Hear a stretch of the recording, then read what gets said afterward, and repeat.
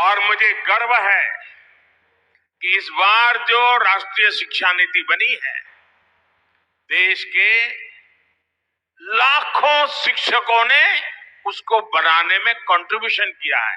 शिक्षकों के परिश्रम में से ये पूरी शिक्षा नीति बन पाई है और इसके कारण सर्वदूर उसका स्वागत हुआ है। आज भारत 21वीं सदी की आधुनिक आवश्यकताओं के मुताबिक नई व्यवस्थाओं का निर्माण कर रहा है। ये नई राष्ट्रीय शिक्षा नीति इसी को ध्यान में रखते हुए बनाई गई है। हम इतने वर्षों से स्कूलों में पढ़ाई के नाम पर अपने बच्चों को केवल किताबी ज्ञान दे रहे थे। नई राष्ट्रीय शिक्षा नीति उस पुरानी अप्रासंगिक व्यवस्था को परिवर्तित कर रही है। राष्ट्रीय शिक्षा नीति प्रैक्टिकल पर है, आधारित है। अब जैसे आपको और टीचिंग और लर्निंग, अब कहा जाता है टीचिंग का कालखंड पूरा हो गया, अब लर्निंग के ही द्वारा शिक्षा को आगे बढ़ाना है। अब जैसे आपको मिट्टी के बारे में कुछ बताना है, चाक के बारे में कुछ सिखाना है, अगर आप बच्चों को लेकर कुम्हार के घर जा सकते हैं, आप कुम्हार के घर जाएंगे तो उन्हें बहुत सी चीजें देखने को मिलेंगी। किन परिस्थितियों में कुम्हार रहते हैं, कितनी मेहनत करते हैं, एक व्यक्ति गरीबी से बाहर आने के लिए कितने प्रयास कर रहा है, और इससे बच्चों में संवेदनशीलता जगेगी। मिट्टी से कैसे सुराही बनती है, मटके बनते हैं, घड़े बनते हैं, बच्चे ये सब देखेंगे। अलग अलग तरह की मिट्टी कैसी होती है, ये सारी चीजें प्रत्यक्ष नजर आएगी। ऐसी प्रैक्टिकल अप्रोच राष्ट्रीय शिक्षा नीति का बहुत प्रमुख तत्व है। साथियों, अनोखे प्रयोग करने वाले और टीचिंग और लर्निंग का डिबेट तो इन दिनों सुनने को मिलता है, लेकिन मैं अपने बचपन की एक घटना आपको बताता हूं। मुझे मेरे अपने एक शिक्षक याद आ जा रहे हैं, मेरे प्राइमरी शिक्षक। वो शाम को जब स्कूल से घर जाना होता था तो बच्चों को कुछ न कुछ काम देते थे, और होमवर्क वाला नहीं, कुछ और ही काम देते थे। जैसे वो कहते थे, अच्छा भाई तुम ऐसा करना, कल 10 चावल लेकर के आ जाना। दूसरे को कहते थे तुम 10 मूंग के दाने ले आना। तीसरे को कहते थे तुम तूर की दाल 10 लेके आना। चौथे को कहते थे तुम 10 चने ले आना। हरे से कुछ न कुछ ऐसा 10-10 मंगवाते थे। उस बच्चा घर जाते याद रखता था, मुझे 10 लाना है, 10 लाना है, 10 नंबर फिक्स हो जाता। फिर मुझे गेहूं लाना है कि चावल लाना है, तो उसके दिमाग में घर जाते पहले अपनी माँ से कह देता था, मुझे कल टीचर ने कहा ये ले जाना है। सुबह तक उसके दिमाग में वो चावल और 10 ये बना रहता। लेकिन क्लास में जब हम जाते थे तो हमारे टीचर उन सबको इकट्ठा कर देते थे और फिर सबको कहते थे, अलग अलग लोगों को, अच्छा भाई तुम ऐसा करो, इसमें से 5 मूंग निकालो। दूसरे के तुम 3 चने निकालो।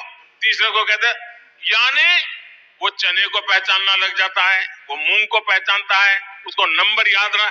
यानी ऐसी उनकी प्रैक्टिकल व्यवस्था थी, हमारे लिए बड़ा अजब लगता था, लेकिन वो सिखाने का उनका तरीका था। जब हम 1 साल पूरा हो गया, अगले साल गए तो भी वही टीचर थे, तो उन्होंने फिर से वही कहा। तब मेरा जैसा जरा सवाल पूछने का आदी था मैं, तो मैंने कहा साहब पिछले साल आपने ये करवाया था, दोबारा क्यों करवा रहे हो? बोले चुप रहे, तुम्हारा काम करो। ठीक है, जो कहा हम लेकर के आ गए।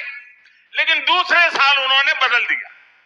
उन्होंने हर एक की आंख पर पट्टी बांध दी और उन्होंने कहा, स्पर्श से तुम तय करो मूंग कौन सा है, चना कौन सा है, और स्पर्श वाली इंद्रिय की क्या सामर्थ्य है, उसकी शिक्षा उन्होंने बड़ी सरलता से दे दी थी। तो एक टीचर जब आपके अंदर इन्वॉल्व हो जाता है तो कैसे करता है, ये मैं अपना अनुभव बताता हूं। आप कल्पना कर सकते हैं इस एक एक्टिविटी से हमें कितना लाभ होता है। हमें गिनती के बारे में पता चला, हमें दालों के बारे में पता चला, हमें रंगों के बारे में पता चला। तो वो इस तरह से हमें प्रैक्टिकल ज्ञान के साथ हमारी पढ़ाई कराते थे। प्रैक्टिकल के साथ पढ़ाई, यही नेशनल एजुकेशन पॉलिसी की मूल भावना भी है और इसे जमीन पर उतारने की जिम्मेदारी आप सबको निभानी ही है। साथियों, राष्ट्रीय शिक्षा नीति में जो एक बड़ा प्रावधान किया गया है, वो हमारे गांव, देहात और छोटे शहरों को शिक्षकों की बहुत मदद करने वाला है। ये प्रावधान है मातृभाषा में पढ़ाई का। हमारे देश में अंग्रेजों ने 250 साल राज किया, लेकिन फिर भी अंग्रेजी भाषा एक वर्ग तक ही सीमित रही थी। दुर्भाग्य से आजादी के बाद ऐसी व्यवस्था बनी कि अंग्रेजी भाषा में ही शिक्षण को प्राथमिकता मिलने लगी। माता पिता भी बच्चों को अंग्रेजी भाषा में पढ़ाने के लिए प्रेरित होने लगे। इसका नुकसान मेरे टीचर यूनियन ने कभी इस पर सोचा है कि नहीं सोचा है मुझे मालूम नहीं है। आज मैं आपको बता रहा हूं, जिस समय आप सोचेंगे इस विषय पर, इस सरकार की जितनी तारीफ करेंगे उतनी कम होगी। क्या हुआ? जब ये अंग्रेजी चलने लगा तो गांव, देहात और गरीब परिवार के हमारे उन लाखों शिक्षकों को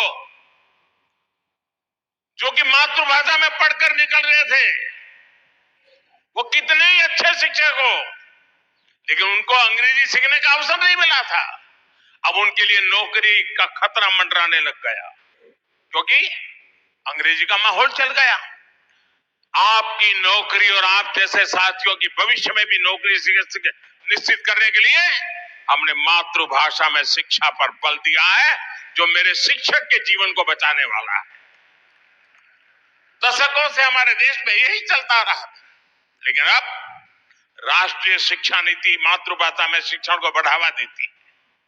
इसका बहुत बड़ा लाभ आपको मिलेगा। इसका बहुत बड़ा लाभ हमारे गांव से आए हुए, गरीब परिवार से आए हुए युवाओं को मिलेगा, शिक्षकों को मिलेगा। नौकरी के लिए अवसर तैयार हो जाएगा। साथियों, शिक्षकों से जुड़ी चुनौतियों के बीच आज हमें समाज में ऐसा माहौल बनाने की भी जरूरत है जिसमें लोग शिक्षक बनने के लिए स्वेच्छा से आगे आए। अभी जो स्थितियां हैं उसमें हम देखते हैं कि लोग डॉक्टर बनने की बात करते हैं, इंजीनियर बनने की बात करते हैं, एमबीए करने की बात करते हैं, टेक्नोलॉजी को जानने की बातें करते हैं।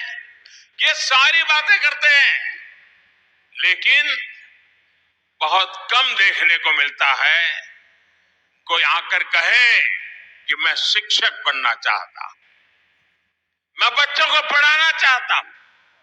ये स्थिति किसी भी समाज के लिए एक बहुत बड़ी चुनौती होती है।